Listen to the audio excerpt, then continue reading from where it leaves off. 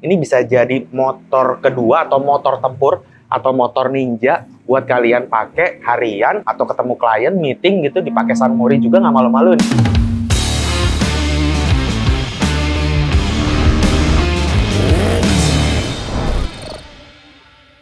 Kalian ada rencana pengen beli Matic Retro, tapi kalau Matic Retro Jepangan udah terlalu biasa menurut kalian? Atau pengen pilih yang Eropa, tapi harganya terlalu tinggi? Nah, di depan gue ini ada Velora 150 yang menurut gue bisa jadi solusi buat kalian yang pengen tampilannya dapet, tapi harganya masih termasuk affordable. Seperti apa speknya? Langsung kita mulai videonya.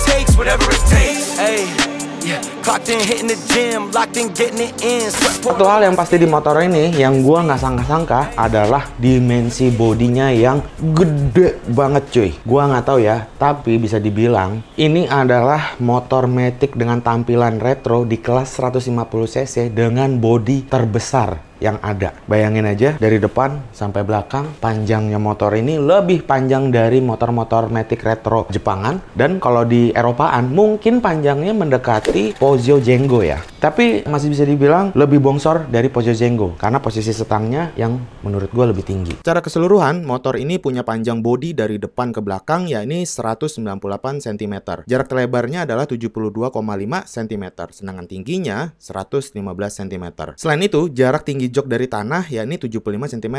Cukup tinggi buat ukuran Matic Retro, tapi nggak terlalu tinggi-tinggi amat sih. Buat gue yang tinggi badannya 160 cm masih nggak kewalahan kok naikin motor ini. Oh ya, untuk pilihan warna motor ini punya 3 varian warna, yakni Mint Green, White Dew, dan Mystic Blue, seperti yang ada sama gue sekarang ini ya. Tapi kalau boleh jujur, gue sih naksir banget sama yang warna mint green ini. Kesannya tuh nyampe banget gitu, retro sekaligus mahalnya. Tapi secara overall, buat gue yang tinggi badannya ini cuman 160-an, atau buat tinggi pengendara wanita yang rata-rata tinggi badannya juga 160-an, motor ini looks-nya gede banget sih. Tapi bukan berarti sulit dikendarai, tetap enak dikendarai, tapi ya itu dia, buat kalian yang suka tampilan bodi motor Matic Retro yang bongsor, pilihannya Velora ini gokil banget sih.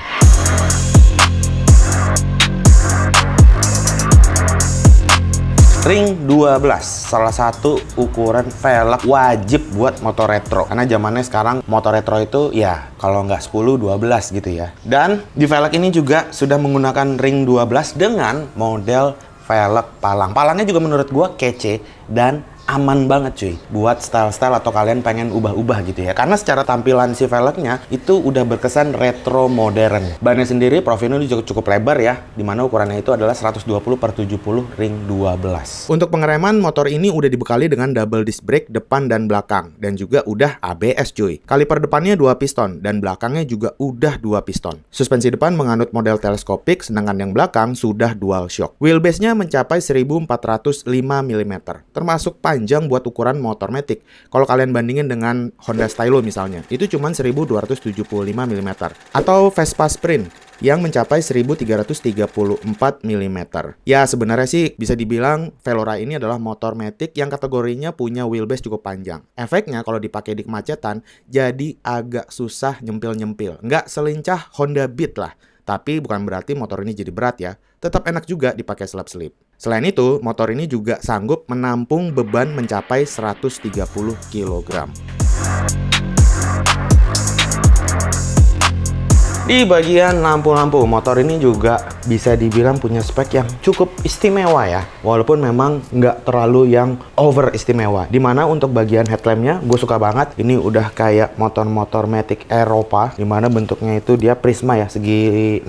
Dan di bagian tengahnya ada aksen warna putihnya di bagian dalamnya. Untuk lampu sennya dia tertanam di bagian bodi depan. Bentuknya simple, cuman kayak bentuk kotak gini aja ya, ngeboxy gitu. Dan ya, sesimpel itu untuk lampu-lampu di bagian depannya.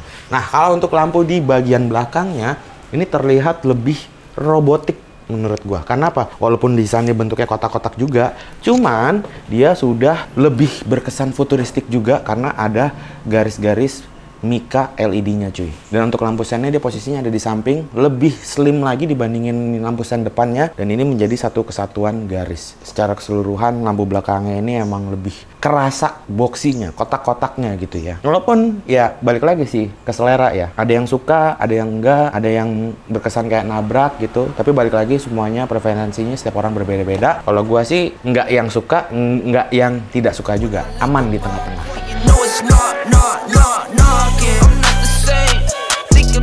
Posisi duduk.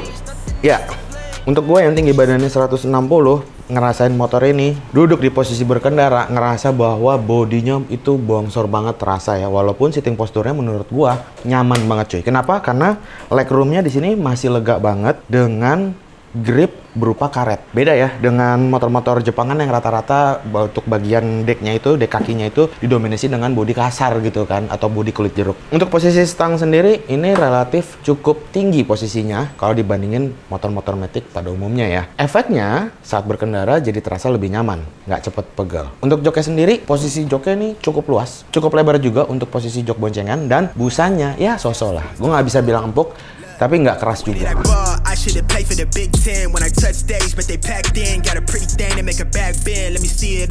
Masalah mesin. Motor ini dibekali dengan mesin berkapasitas 150 cc injeksi. Kapasitas mesin lebih tepatnya 149,6 cc, 1 silinder dan 4 tak. Kompresinya mencapai 10,6. Cukup lumayan untuk motor matic ya. Yang artinya minimal banget motor ini harus pakai bensin beroktan 92. Misalnya kayak Cell Super, Vivo Revo 92, sampai BP 92. Tenaga maksimal yang bisa digapai motor ini mencapai 14 HP per 8.500 RPM. Perbandingan sama motor matic sekelasnya atau yang harganya mirip-mirip, misal kayak Honda Stylo, itu tenaganya sekitar 15 HP. Vespa Sprint yang juga 150 itu tenaganya 11,6 HP. Villano yang sesinya lebih kecil tapi harganya so-so dengan Velora ini punya tenaga 8,1 HP. Kesimpulannya, tenaganya si Velora ini cukup wow untuk harga yang dibanderol di motor ini. Torsi maksimal motor ini mencapai 14 Nm per 6.500 RPM. Mesin 150 cc Velora juga sudah dibekali radiator alias pendingin air. Buat warawiri, motor ini dibekali tangki BBM yang bisa menampung bensin sebanyak 11,5 liter. Menurut gua dengan bodi yang sebesar ini dikombinasikan dengan mesin yang 150 cc, menurut gua udah ngepas banget. Gua nggak bilang performanya bakal over atau gimana, tapi menurut gua ngepas banget. Kenapa? Karena mesin 150 cc itu rata-rata diterapkan di bodi motor matic yang small dan medium.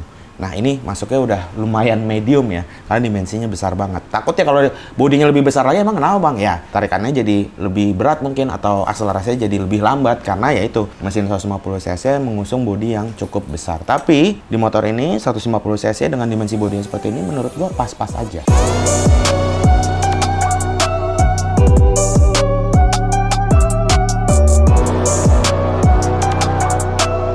Oke cuy, itulah speknya yang kurang lebih bisa gue sampaikan ya. Nah, di segmen yang berikutnya ini gue sekarang mau ngasih tahu kalian plus minus dari motor ini. Langsung aja kita mulai dari plusnya dulu nih cuy. Poin pertama yang gue suka banget, yang menjadi poin plus di motor ini adalah desain body yang menurut gue masuk ke modern retro atau modern futuristik, cuman nggak lebay. Dimana emang desainnya ini kan sebenarnya WMoto ini kan brand, bukan brand Jepang atau brand Eropa gitu kan.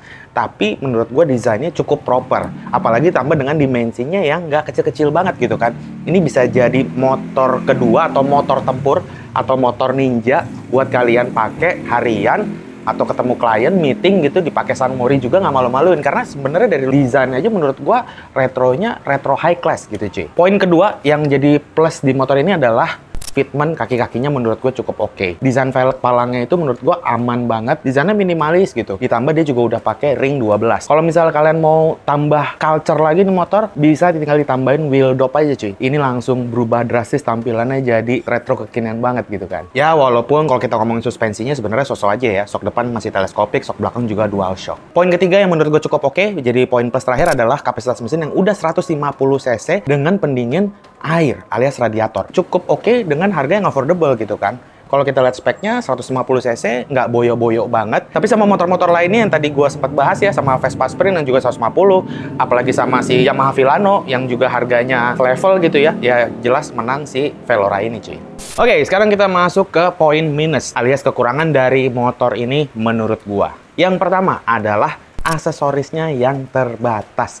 Ya, kalau misalnya kita ngomongin aksesoris, kalau misalnya kita ngomongin motor Matic Honda, motor Matic Yamaha, motor Matic paling familiar lah ya, itu udah nggak perlu diraguin lagi, aksesorisnya banyak gitu kan. Nah, kalau misalnya si Velora ini, ya jelas lah, nggak bisa disamain dengan yang udah ada gitu kan. Otomatis aksesorisnya kayak misalnya shock breaker depan, shock breaker belakang, dan lain-lain, itu bisa dibilang nggak semudah kita nyari aksesoris atau part aksesoris motor-motor yang lebih umum gitu ya. Sebenarnya bisa aja, bukan berarti nggak ada, tapi ya harus bener-bener tahu teknisnya gitu kan. Misalnya shock breaker belakang tingginya berapa, nanti tinggal dicari persamaannya. Tapi kalau misalnya kayak yang sifatnya termarket ya, misalnya kayak ban, itu kayaknya masih banyak sih yang jual dengan ukuran ring 12 gitu kan. Harusnya pilihannya cukup banyak. Kecuali kalau misalnya kalian mau modifikasi, misalnya kayak ngecat body, itu masih bisa dilakukan juga tuh di Velora gitu kan. Poin minus yang kedua adalah jaringan dealer yang sedikit. Gua nggak bilang susah, tapi di sini gue bilang sedikit. Kalau misalnya kalian compare dengan motor Matic yang kebanyakan ada, ya jelas kalau itu kan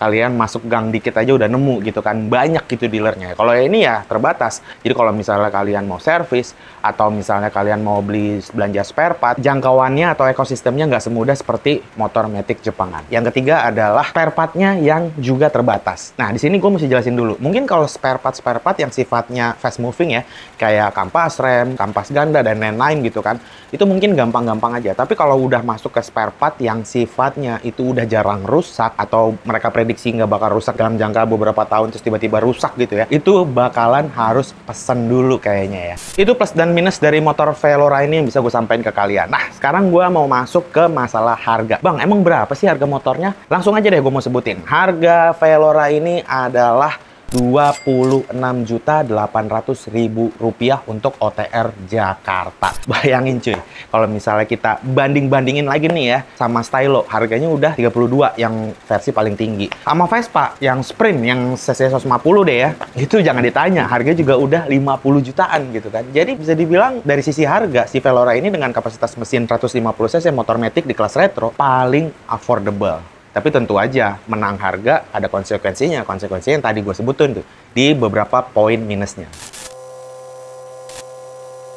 Oke, kita masuk ke kesimpulan ya. Terakhir di akhir video ini gue mau nyampein, intinya Velora ini sangat cocok buat kalian yang lagi nyari motor Matic buat tempur dengan tampilan retro, tapi sekaligus bisa dipakai mejeng gitu kan. Karena itu tadi, modelnya yang nggak pasaran. Kalau misalnya gue sebutin Honda Stylo, kalian bisa ngebayangin kan dengan harga segitu, kelasnya di mana gitu. Yamaha Villano, Yamaha Fazio, kalian bisa ngebayangin. Tapi kalau si Velora ini, kelasnya nggak kebaca cuy. Karena emang motornya nggak sepopuler motor-motor retro Matic yang ada sekarang. Selanjutnya, Velora ini juga cocok buat kalian yang pengen punya motor Matic tadi ya, retro gitu ya, tapi nggak pengen modifikasi atau custom banyak gitu kan. Selain tadi gue sebutin ini part aksesorisnya juga dikit gitu ya. Jadi ini cocok banget buat kalian yang pengen punya motor retro Matic, tapi ya udah tinggal pakai aja. Ya paling modifikasi ya dikit-dikit doang ya. Misalnya ganti grip gas, ganti spion, ganti ban, ganti cat masih bisa gitu. Tapi selebihnya untuk kayak ganti shock breaker, ganti parts performa supaya lebih kencang, itu kalau misalnya kalian nggak pengen sampai ke sana, motor ini cocok banget. Tinggal pakai aja intinya.